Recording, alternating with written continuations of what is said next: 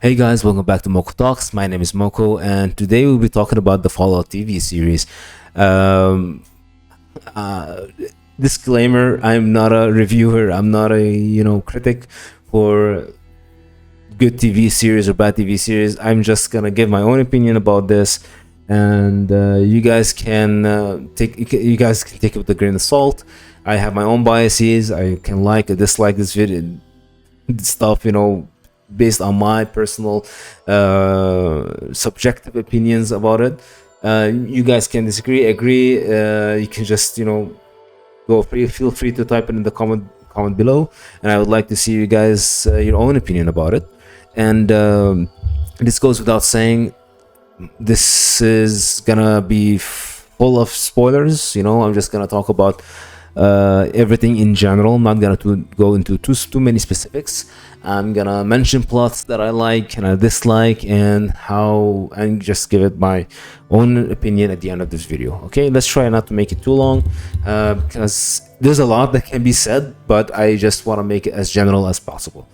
Anyway, so the TV series started with a really good impression. You can check my video on my first impression on this. I made a video about it. It started really strong, but in the middle it just got so goddamn boring. I got so bored in the middle, you can't even imagine. But they got me back at the end there. So character wise, the goal is my favorite. Goes without saying.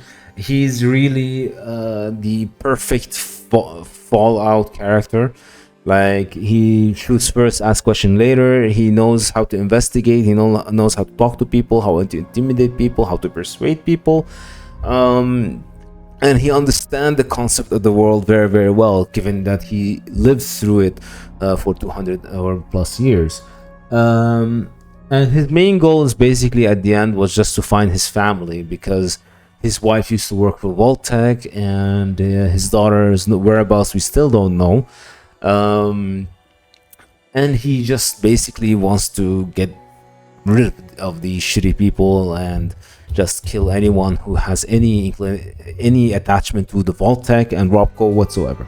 That's basically his goal. That's who he is, and he will get there whichever way he wants. Now, as for Maximus, that guy. And I just listen, guys. I don't care what you think of me after I say this, but his character is very bad. I'm sorry. He had his moment, but overall, they need to fix his character. I just don't know. It's like you make a character in Fallout that has 0 intelligence and 10 luck. He's just so out of it. Like the guy doesn't seem that he's living in the world that he's living at. He's like all in here. Whatever's happening outside, he doesn't know how to handle it well, if at all. As for Lucy, she's growing on me. She's growing on me a lot. She's basically like, if you take a new player, very new player, which usually plays as a good person, and just throw him in the Fallout universe, he would be just like the same thing. It's like if you're sitting next to him, it's like, bro, that's a raider, just kill him. Like, no, do I have to kill him? Like, he's a raider, sure, but he's not doing anything bad to me, so why should I do that? The golden rule. It's just she gets a really good character development though, when she finds out that her father is actually a Vault-Tec employee from 200 years ago, and he was he was in a cryogenic chamber all this time. That was actually a very nice surprise. I appreciate it, but I think they're just reusing the whole Fallout 4 plot there, but with the caveat that you're using a new vaults like 31, 32, 33. Basically, Vault 31 was all managers and employees from Vault-Tec way before the war, all in a cryogenic chambers. This is actually what her brother finds, and I like her brother's plot. slowly, bit by bit, uncovering mysteries of the Vault-Tec, like we usually do when, as Fallout gamers, we get into a abandoned vault. We read what's written on the computer, we use the password the same way. We bypass the password the same way he bypassed it. We look at the logs, what happened to this vault. Basically, I like this kind of thing because it really is what happens in the games. How you stumble upon a vault, you try to uncover a mystery, what's happening, what happened, how it happened, and I really appreciate that small plot line they did there. Plus, I appreciate all the references they showed. They showed the NC armor, NCR, what do they call them? Not the Ranger. I think, yeah, I think it's the Ranger armor that they showed. I think it was abandoned, and they showed the rocket gas station, the Red Rocket, which is the same one from Fallout 4, which actually had dog meat in it there as well. Small references here and there, and when the ghoul's wife said war never changes, they finally dropped the line, but they dropped it in a very, very non-dramatic way. I hated how they dropped it, man. I hated how they dropped it. Well, all the and yeah, after that, there's this one plot line regarding the Vault 4, which was weird. Like, there are some plots that I just didn't understand regarding this show. So basically, Moldaver, the NCR leader, or I think she was a commander of that branch or whatever. Like, she survived. They showed her 200 years ago, and they showed her now again, working with the NCR, trying to provide power to everyone, which is, by the way, what was inside the neck of the Enclave scientist. It was a cold fusion that has energy, that doesn't deplete from energy, and she was giving power to the entire grid of California, which you see at the end of the series. I don't understand how Moldaver got there. I don't understand why she was like this. And Vault 4, I don't understand why everyone was doing sacrifices there. Like, that just doesn't make any sense. Because, as you know, guys, in the series, Sandy Shores gets obliterated by Lucy's father. I think he just dropped a nuke there, like an inactive nuke, like we do in Megaton in Fallout 3. And these people are Sandy Shores survivors, but why are they being like a cult? Like, what's the reason of them being a cult? Because Sandy Shores was a capital of California. Was a big city, very civilized. Was under NCR control. So why not just make these people? Why not using that plot line to just make these people as their, well, we are ex-NCRs and we are living here now, and all these they're like mutated people there too because of the experiments of Vault 4, and they could just say, yeah, well, we used to live like this and this happened, and just try to give more insights and flesh out the story more of what happened to Sandy Shore, to give Maximus, because Maximus is from Sandy Shore, to give Maximus some sort of motivation to have a goal or a mission, like to give him a direction of some sorts, because Alpha just didn't exist. Another inconsistency of the show is the Brotherhood. The Brotherhood of Steel is just so weird in the show. Like, it's very different than what we see in the games and in the lore, especially. They make him out to be like these zealots that are very unhinged, instead of just a organized, organized military force that has their own values. To take, to search and destroy, or confiscate all the old war materials or weapons that could harm the Commonwealth, or the common people, or the normal people. But I think it's just this chapter that's very zealous in their behavior, because the one we see in Boston, they are very, very against synth, which makes sense. The one in Washington were helping they were helping the citizens. They were protecting them, basically being like the police of that area. Even though that chapter was very far away from the other elders, and that they were basically rogue doing their own thing. And the chapter in New Vegas were literally a non-issue, because they were a very small force that tried to take over the power station at some point with the battle between them and NCR, which NCR won, unless the courier, intervenes again, and then the Brotherhood are winning. Anyway, I really, really disliked how they portrayed the Brotherhood in the video, in the series, because you can't take this and put it for new audiences to see. Now, everyone in the audience, basically, they don't understand what the Brotherhood is technically about. Like, they are very against mutation. They're against using anyone using the weapons as they see fit, because of what happened in the past, because of the bombs. And at some point, they also didn't explain this. The United States were working on FEV. FEV is basically making super soldiers. The Brotherhood came out. Correct me if I'm wrong about this, but the Brotherhood came about because of these things.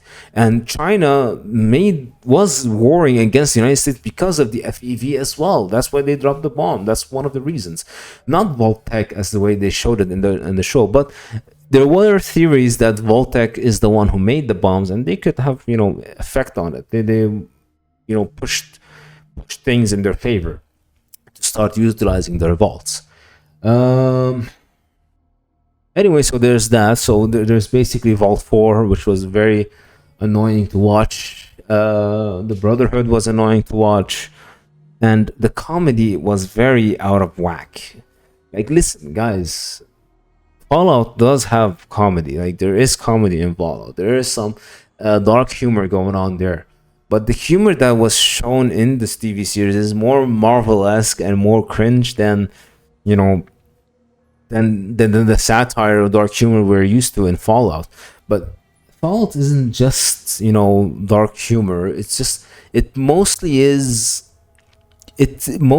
serious than dark humor. The only thing that makes it humorous is the player themselves and how they conduct things. Like, like if you were a complete moron, this is the kind of conversation that happens. Or oops, you destroy the whole town. Whoops, it's dark humor, but not in the way the comedy happens in the TV series. Because an example I can bring up, the Vault 4 thing, like, you're doing all this cultist shit, but then, when when Lucy does something very, very bad, and they're like, oh, we're just gonna let you go. We're gonna banish you to the surface and give you a month full of supplies. What? Are you kidding me? And then Maximus does something. I was like, shit, yeah, Maximus is gonna do this.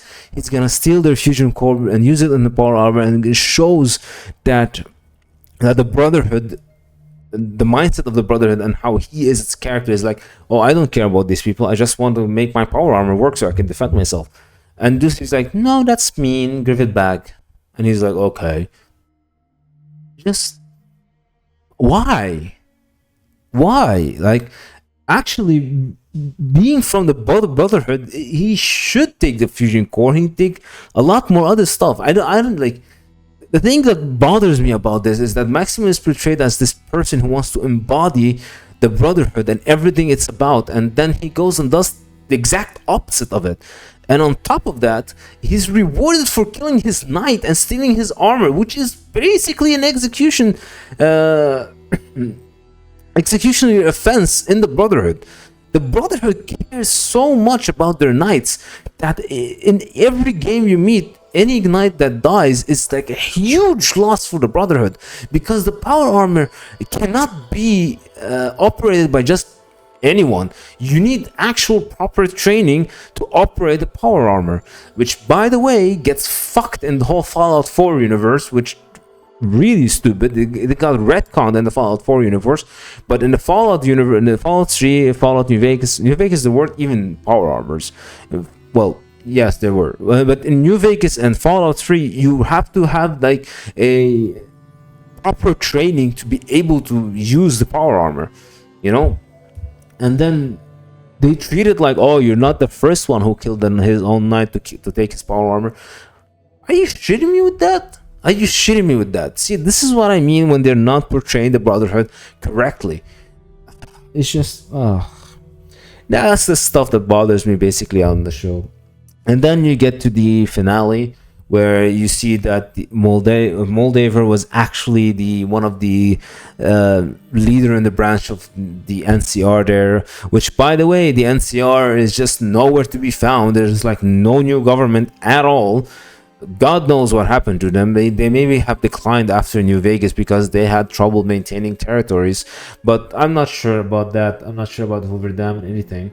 So the Brotherhood gets into a clash with the NCR to take the Cold Fusion, which they succeed, but not after the NCR lady gives power to the whole world while using not the whole world, but the whole country while using the Cold Fusion. And Lucy learns about her father, what he did, that he destroyed Sandy Shore, and this is where she decides to go with the ghoul because her father ran away. He also used a power armor. Power armor just doesn't mean anything anymore to anyone. Even the ghoul was just like, oh, there's like defects in the power armor. It was like literally one-shotting everyone with it. Like, it's cool, but come on, give us a break. So her father runs away with the power armor because they want to know who the big dogs who were controlling it, everything, and they're trying to investigate and get it done because that's basically what the ghoul wants. At the end of the scene, you see at the end of the season, you see her father, Lucy's father, just walking towards New Vegas, the Strip, which gives us a lot of like, it's cool to see it, but it also brings up a lot of questions, like why the Strip is closed, where's the light, where's Dr. House, where's Mr. House. Even Mr. House like is shown in the last episode that he was talking about what he wanted to do, and he wants to make more money, but the guy was like a billionaire before the war, so why would he need to make more money? And there's a lot of contradictory stuff that happened. There's a lot of contradiction in the shows, and then what happened in New Vegas, which I'm sure a lot of debates been going on regarding that. Anyway, yeah, that's what happened and what I feel, what my opinion about the show is. Like, there's inconsistencies in the plots. The character of the Brotherhood Squire is absolute batshit stupid. Fallout 4 in the comedy was just not needed at all. Like, even the comedy was just, it started out good, but then it just overused, and it just got cringe. All in all, listen, guys, this is one of the good adaptation, believe it or not. At least they didn't do what they did with The Witcher. God hope not. And if this is how they're gonna move forward, I hope they fix the few plot inconsistencies that they have, and tone down the comedy, make it more serious. Like, it needs a little bit more serious tone. This is why I like the younger brothers plot much more than Lucy's or Maximus, because the younger brother is like, he's literally unraveling the evilness of Voltec and what the Volts really are. And I really, really want to see more of what he will accomplish and what he will see. I don't want him to go into. He finds the cryogenic chamber, and I don't want him to be frozen for the next 100 years. I want like more, deadliness, more darkness, because Fallout is dark, and it at its core is dark. But they try to, balance that with humor, with dark humor. So if you have a sick sense of humor, then this game is for you. This universe is for you, and that's what basically got us all together. Anyway, guys, yeah, I don't want to make this video any longer. Appreciate you guys for hanging out, listening to what I'm saying. and I will catch you on the next one. Ciao for now. Bye bye.